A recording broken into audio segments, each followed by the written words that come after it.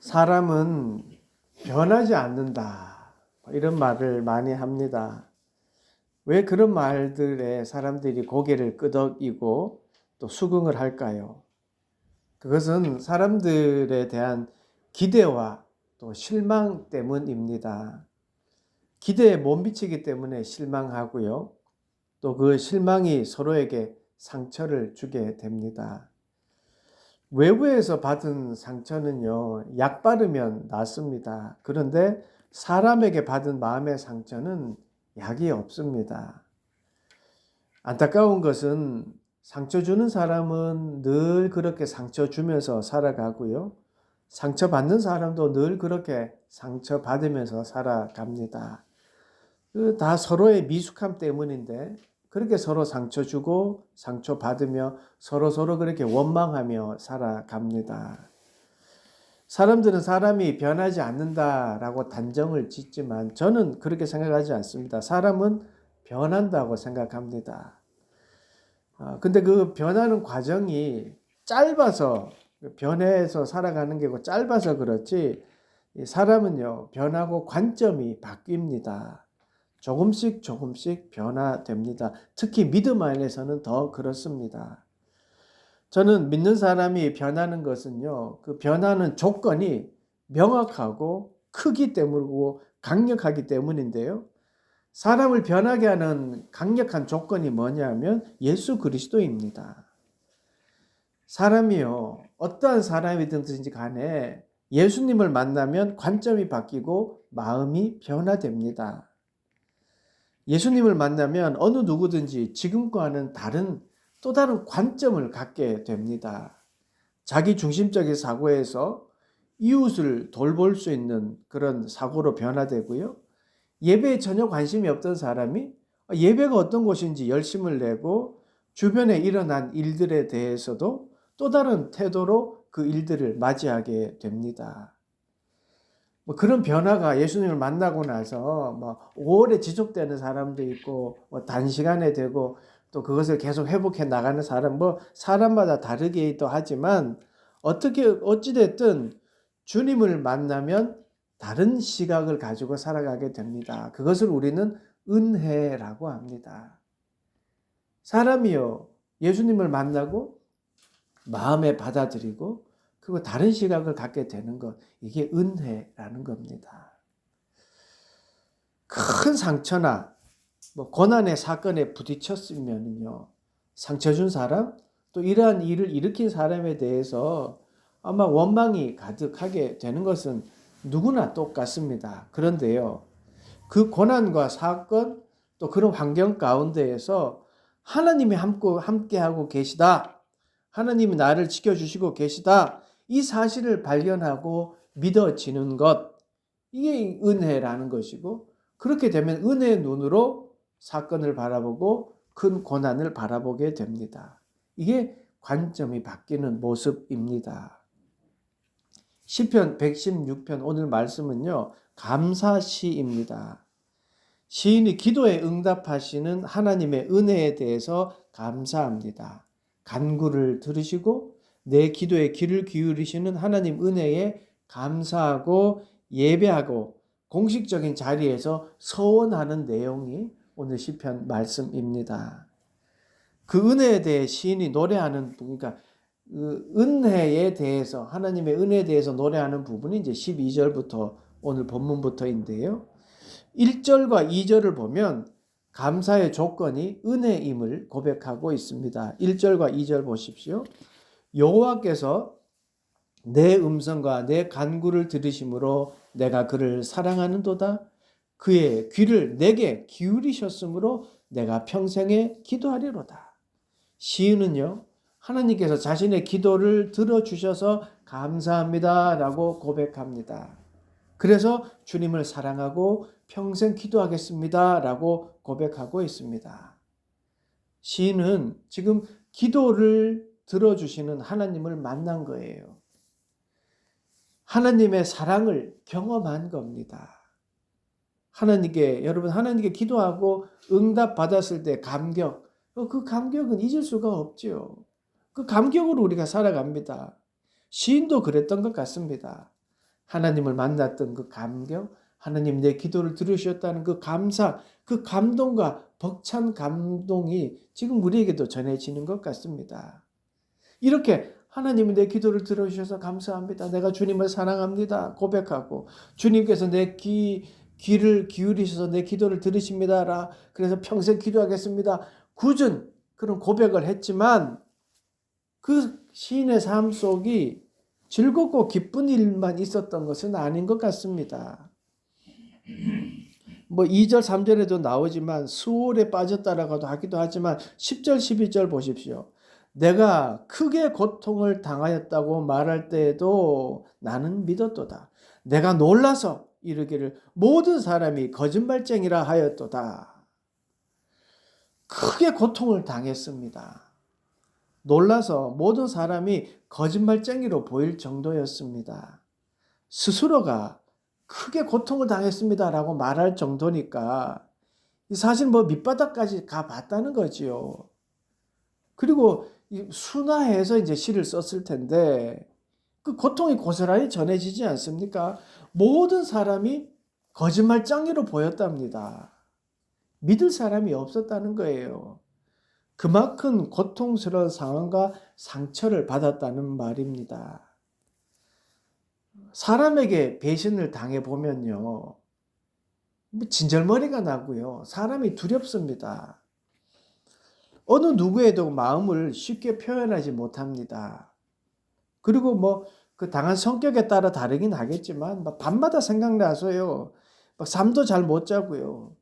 상상으로 죽이기도 하고 고문도 하고 난리를 칩니다. 왜 그렇게 바보같이 속았을까? 후회를 가지고 살아가지요. 시인이 아마 그렇지 않았겠습니까? 모든 사람이 거짓말쟁이다. 놀랐다. 수월에 빠져 있는 것 같다. 고통과 아픔을 그렇게 시인이 고백하고 있습니다. 그런데 그런 상황 속에서 시인이 한 가지는 믿었답니다. 그게 12절입니다. 내게 주신 모든 은혜를 내가 여호와께 무엇으로 보답할까? 하나님의 은혜를 믿었습니다. 나의 기도를 들으셨던 주님, 그 주님을 놓지 않았습니다. 응답해 주셨던 주님을 기억했습니다. 그래서 그렇게 고백합니다. 내게 주신 모든 은혜를. 하나님이 내게 모든 은혜를 주셨었지. 은혜를 기억합니다. 그리고 내가 그것을 어떻게 보답할까? 12절 세 번역은요. 주님께서 나에게 베푸신 이 모든 은혜를 내가 무엇으로 다 갚을 수 있겠습니까? 수사학적 의문문인데 이거는 대답을 필요 없는 거예요. 갚을 수 없기 때문이지요. 상황을 은혜의 눈으로 보게 되었습니다. 관점이 바뀐 거예요. 여전히 시인은 고통과 환난과 슬픔 가운데 있지만 그는 은혜를 기억하고 믿고 있습니다. 은혜는요, 보이지 않는 것을 보이게 해줍니다. 혼자 가는 길이라고 여겼는데요. 믿음으로 보니까 주님이 손잡고 함께 걷고 계셨습니다. 너무 힘들고 지쳤는데 믿음의 은혜로 보니까 주님이 나를 업고 계신 거예요. 은혜의 눈은요, 과거의 아픔을 바라보고 상처를 보게 합니다. 그리고 그것을 치유하게 봅니다. 아픔이라는 것을 은혜의 눈으로 보니까요, 아픔이 다르게 느껴지는 거예요. 자신을 그렇게 놀라게 했던 환난에 대해 이 하나님의 은혜였구나, 고개를 끄덕여지는 또 다른 신비한 체험을 하게 되었습니다. 은혜에 감격한 시인의 고백을 보세요. 13절 14절입니다. 내가 구원의 잔을 들고 여호와의 이름을 부르며 여호와의 모든 백성 앞에서 나는 나의 서원을 여호와께 갚으리로다. 구원의 잔을 들고 여호와의 이름을 부릅니다. 구원의 은혜를 생각하고 여호와를 찬양하는 것. 여러분 이게 두 자로 뭡니까? 구원의 은혜를 생각하고 여호와를 찬양하고 예배입니다. 아픔과 절망 앞에서 은혜를 붙잡은 사람은요, 예배합니다. 하나님께 돌아옵니다. 그 은혜의 자리에 돌아와 하나님을 다시 부릅니다. 그리고요, 공식적으로 선포합니다. 나는 구원받은 자로 살겠습니다. 옛 자아의 모습대로 살지 않겠습니다. 라고 고백합니다. 그 1절과 2절의 신앙 고백이 무엇이었습니까? 나는 하나님을 사랑하고 하나님께 기도하며 살겠습니다. 그 서원대로 살겠습니다. 라고 모든 사람 앞에 공표하고 고백하고 있습니다. 지금 내 상황이요, 크게 고통당하게 있고요, 모든 사람이 거짓말쟁이처럼 여겨지고 그런 상황이지만, 그런 악조건의 상황이지만 그런 조건을 바라보는 것이 아니라 관점을 바꿔 하나님이 나를 사랑하신다는 것, 하나님이 나에게 은혜 주셨다는 것, 그거를 믿고 바라보겠다라고 고백하고 있습니다. 은혜를 바라보겠다라고 고백하고 있습니다. 하늘이 무너진 것 같고 힘들어서 아무것도 보이지 않고 아무것도 할 수 없다고 느낄 때, 세상은 거짓으로 속이고 사기당하고 절망 속에 계속 몰아넣고 있지만, 은혜를 기억하는 사람은 그때 하나님을 찾습니다. 그리고 예배합니다. 구원의 은혜를 기억하고 나의 기도를 들어주시는 주님을 기억합니다. 이렇게 관점을 바꾸니 시인은 하나님의 마음을 보게 됩니다.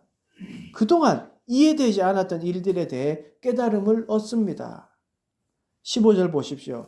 그의 경건한 자들의 죽음은 여호와께서 보시기에 귀중한 것이로다. 경건한 자들의 억울한 죽음을 당한 일에 대해서 의문이 있었던 거지요. 그동안 경건한 자들, 즉 하나님을 잘 믿는 자들이 잘 되는 것이 아니라 오히려 핍박당하고 순교당하는 일에 대해 의심을 가지고 있었던 거예요. 그런데 은혜의 눈으로 보니까 그 일들이 하나님이 귀중히 여기신다는 것을 깨달았습니다. 여호와께서 보시기에 귀중한 것이로다. 아마 머리로는 이해가 안 됐을 수도 있지만 당시에, 그렇지만 은혜의 눈으로 보니까 하나님이 하셨구나 깨달은 거지요. 우리가 살아가는 이 시대에도 불합리하고 억울한 일들이 많이 일어납니다. 아니 왜 굳이? 라는 의문이 생기는 일들이 비일비재합니다. 그런데 하나님의 마음으로 보면, 은혜로 보면 다르게 보이는 것이죠. 시인이 그랬습니다. 이해되지 않았던 경건한 자들의 순교, 죽음, 하나님 보시기에 귀중한 것이로다 라고 깨닫게 되었습니다. 이해가 되지 않고 불합리한 일들에 대해 분노하기도 하지만, 일어난 일에 대해서 여러분 평가하려고 하지 말고요, 비판하려고 하는 마음을 한번 내려놓아 보십시오. 그 또한 하나님이 하신 일이기 때문입니다. 우리가 이해하지 못하지만 하나님은 아시고 하나님이 결정하신 일이기에 분명히 선과 악을 구별하시고, 그리고 믿는 자들은 좋은 길로 인도해 주십니다. 그러기에 시인은요, 자신이 해야 할 일 또는 할 수 있는 일을 찾습니다. 지금 내가 해야 할 일이 뭘까? 17절입니다. 내가 주께 감사제를 드리고 여호와 이름을 부르리이다. 아멘. 감사 예배합니다. 감사합니다. 다른 관점이 생기니까 감사하게 됩니다. 다시 말해 하나님 마음을 알게 되니까 감사 예배를 드립니다. 은혜의 눈으로 보니까 감사한 일들이 보이는 거예요. 그래서 하나님께 감사 예배를 드리겠습니다 라고 소원하고 고백하고 있습니다. 그리고 18절 보시죠. 내가 여호와께 소원한 것을 그의 모든 백성이 보는 앞에서 내가 지키리로다. 시인은요, 변화된 관점을 이제 공식적으로 공포함으로 인해서 그의 마음을 확고하게 합니다. 서원을 공공 자리에서 고백하는 것, 이거는요, 어떻게 보면은요, 자기 자신을 위한 거예요. 그러니까 내가 이렇게 공표함으로써 난 이렇게 살겠습니다 라고 하는 거죠. 내 경험을 타인에게 자랑하는 거, 이건 고백이 아니에요. 내가 이러니까 여러분 도와주세요. 이게 고백이라는 겁니다. 서원한 것을요, 백성이 보는 앞에서 지키겠습니다라는 고백. 이게 그 고백이 뭐야? 난 하나님을 사랑하고 나는 기도하는 삶을 살겠습니다라는 거죠. 그러니까 공동체 앞에서 이 말을 한다는 것은 내가 그렇게 살 수 있도록 여러분 옆에서 도와주십시오라고 도움을 요청하는 겁니다. 그런 마음으로 고백하는 것이 이게 은혜의 고백입니다. 나 이렇게 기도하고 하겠소. 이게 바리새인이 그랬잖아요. 사거리에서 나는 금식 기도하고 있어. 그거는 고백이 아닌 것이죠. 지금 시인은 나를 지켜봐 주고 도와주십시오라고 고백하고 도움을 요청하고 있습니다.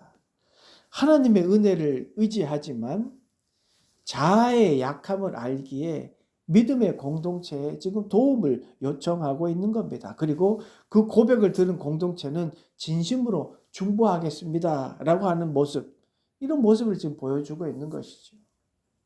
우리 가운데에 지금 이 시간에는요, 그게 교회의 모습 아니겠습니까? 믿음의 공동체, 믿을 만한 공동체 안에서 나의 이야기를 꺼내고 그 약점들을 서로 중보기도 하고 그것을 위해서 함께 나아가는 것, 이게 교회 공동체의 모습이죠. 믿음의 사람은 보이지 않는 하느님의 손길을 믿습니다. 보이는 것은요, 거짓과 술수가 가득하고 그래서 넘어져서 아프고 상처가 나서 피가 나지만 보이지 않는 하나님의 은혜는요, 그것을 싸매어주고 오히려 거짓이 드러나게 하고 그리고 서로 품어주는 것. 그래서 우리는 은혜를 붙잡아야 합니다. 그러면 은혜를 붙잡으면 하나님의 마음으로 우리가 어려워하는 것들을 하나님의 마음으로 볼 수 있습니다. 시각이 바뀌어지고 다른 시각으로 보게 됩니다. 다른 관점을 갖게 됩니다. 시편 116편의 시인은요, 고통과 거짓의 속임수에 빠져서 고난 가운데 있었고 경건한 자의 죽음과 같이 이해되지 않는 사건들 속에 있었지만 꼭 붙잡고 있는 것이 있었습니다. 그것은 응답하시는 주님, 기도에 귀 기울이시는 주님이었습니다. 그래서 은혜의 눈으로 모든 것을 바라보고 깨달았습니다. 그리고 그는 감사하고 예배했습니다. 오늘은 2024년 마지막 주일입니다. 그리고 다음 주는 이제 2025년 새 첫 주입니다. 마지막 주일을 보내면서 지난 1년을 가만히 돌아보십시오. 결국은 하나님의 은혜였습니다. 그리고 앞으로 다가올 2025년도 하나님의 은혜가 우리를 기다리고 우리를 이끌어 주실 것입니다. 그래서 기대하는 것이지요. 사랑하는 여러분, 우리의 삶이 시편의 고백처럼 은혜를 늘 마음에 품고 그렇게 감사로 마무리하고 또 하나님 은혜를 기대하는 그런 삶이 되었으면 좋겠습니다. 그런 우리의 모든 삶이 되기를 간절히 축원합니다. 기도하겠습니다. 하나님, 우리의 삶이 은혜를 잊지 않도록 도와주십시오. 거짓과 환난과 아픔과 슬픔이 몰려오더라도 믿음이 흔들리지 않도록 도와주시고 은혜의 눈으로 바라볼 수 있도록 함께하여 주십시오. 그리고 다시 일어나도록 은혜를 부어 주시옵소서. 우리가 주님을 사랑합니다. 우리가 기도합니다. 질병과 아픔 가운데 있는 모든 이들을 보살펴 주시고 절망의 마음에 고난 가운데 있는 이들에게 성령의 따스한 빛을 비추어 주시고 모두에게 회복의 은혜를 부어 주시옵소서. 특히 자립 청소년들을 위해 중보합니다. 하나님, 그들을 도와주시옵소서. 또한 하나님, 이 나라를 사랑하여 주셔서 선한 길로 인도하여 주시옵소서. 감사드리며 예수 그리스도의 이름으로 기도드리옵나이다. 아멘.